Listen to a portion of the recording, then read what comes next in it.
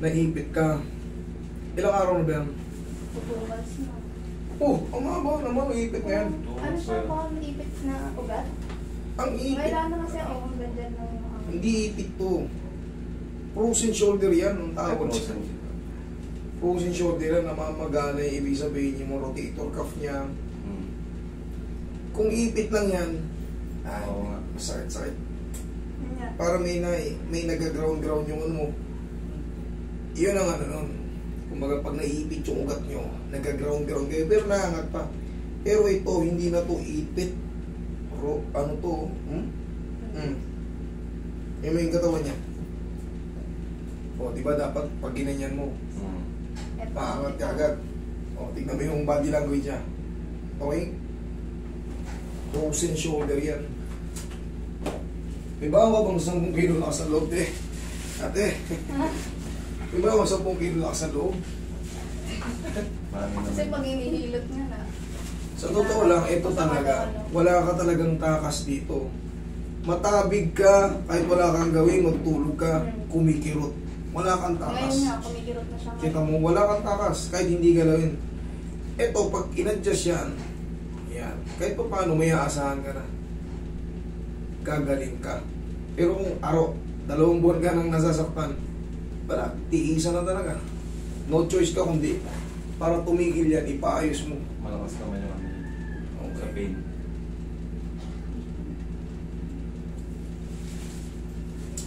Kaya relax lang.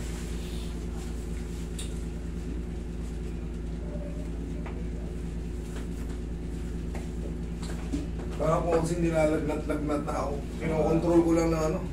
Gawa ng sipon. Nung nakaraan kasi nag-brown out dito. Nasunog yung mga wiring dyan. Nagtrabaho pa rin ako kahit walang aircon. Pawis na pawis ako. Hanggang, siyempre, may daldal ng daldal. Explanation. Explain. Hanggang sa namaos. Ito na ang inabot.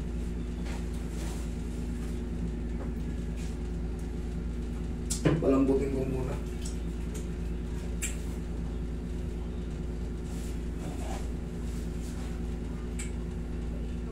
Ilang taon ka na ate? 33 po. 33? Okay. Kasi bibihira sa bata ang mag-frozen. Pero 33 ka na pala, akala ko bata-bata ka pa. Akala ko mga 23, 22 ka lang. Para sugar daddy. Sugar daddy. Hindi kasi, yung mga frozen, hindi basta-basta tinatamaan yung mga binatilyo, dalaga. Hindi basta-basta. Katawang bata lang yun. Oo. Sa haba ng panahon na nagaganito ko, yung edad, parang tinignan ko, ayan, 30 pataas. Pero pag ikaw mga 18 hanggang, ay mga 20, bihirang, wala pa ako na-encounter na ano, may frozen. May dislocation, pero ito kasi ganito sa'yo, ang tawag dito is adhesive capsulitis, ang tawag dyan. Pag inaangat, hindi na tumutupi dito. Pero nung nakakapaligo pa ko ngayon. Yun, tatanggalin na natin yan. Dapat. Hindi pa yan mapiperfect maiangat, pero yung pain na dinadanas mo, malilimitahan na yan. Sige, tapakan. Shoot mo yung mukha ko na maayos. Yan.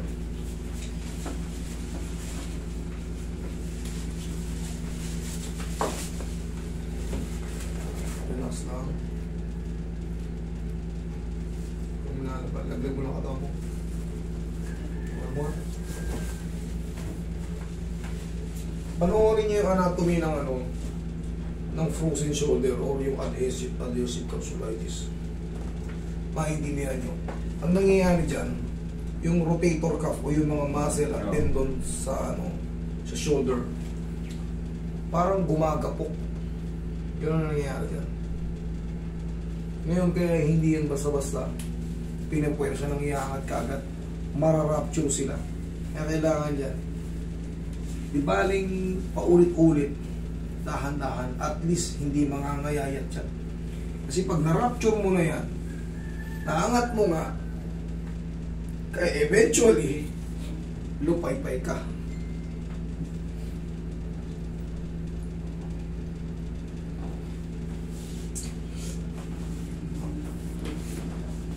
Relax lang.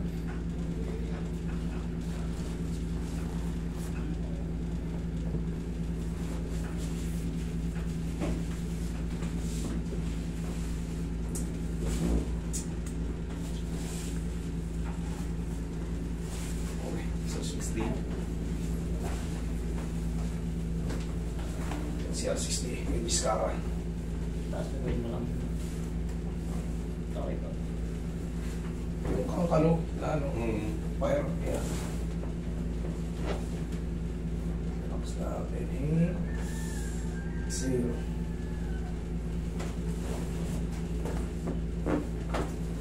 Alam mo na. Mangyayari yan natin. Yung mga nararamdaman mong pain na pag natabig ka, simple. Dahil kahit yung matutulog kayo, nakaganon ka lang. Parang may sugat na. Parang kinukurat ko. Yun, pero kinukut-kut yung yun ang mawawala dyan. Mamaya may pain pa yan, pero hindi pa perfect pangat. Pero, kahit tabig-tabingin ka na, pero kailangan mo lang ma-overcome yung 30 seconds. 20 to 30 seconds. Okay? Upo. Upo ka. Kailangan mo lang ma-overcome to. Kaya mo yan.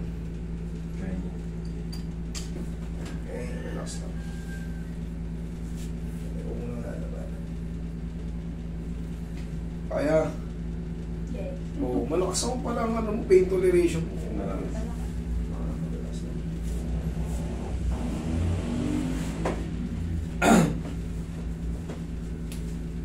Uy. Relax lang.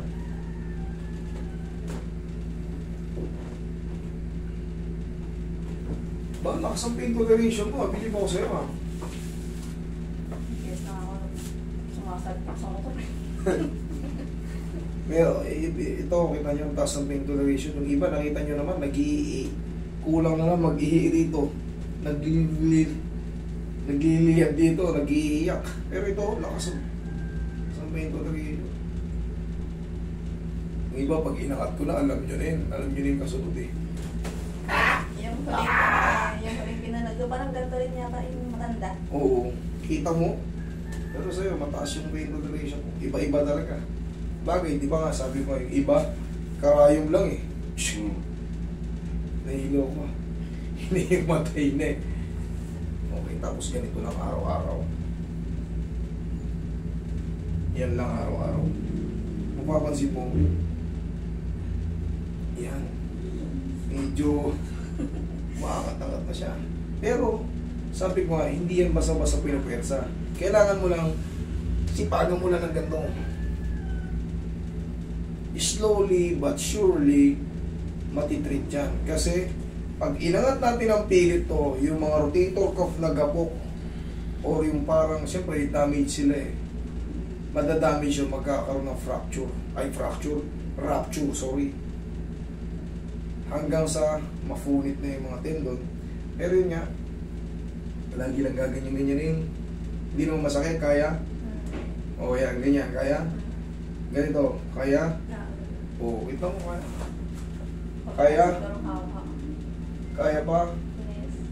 Kaya pa? Kaya pa? 1, 2, 3, sagad na sagad. 1, 2, 3, 1, 2 lang. 1, 2, 3. Okay, wait. Mataas pain toleration mo, Billy Boxer.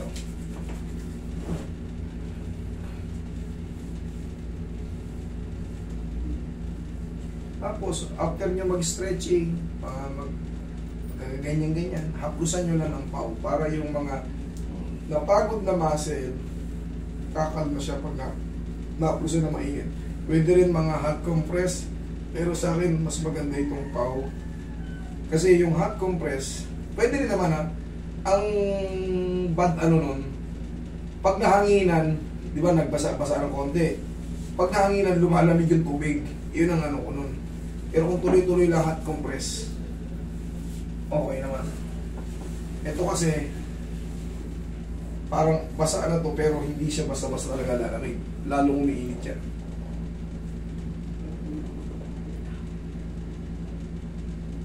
Okay, ate.